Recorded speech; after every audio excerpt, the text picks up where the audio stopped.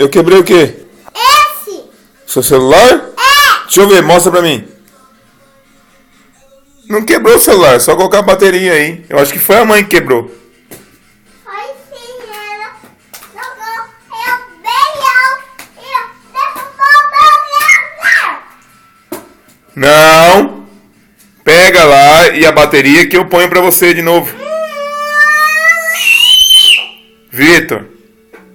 Vitor. Você tá nervoso porque seu celular desmontou? E o trenzinho, você não vai querer mais? Não. Você tá preocupado com o quê? Com o trenzinho ou o celular?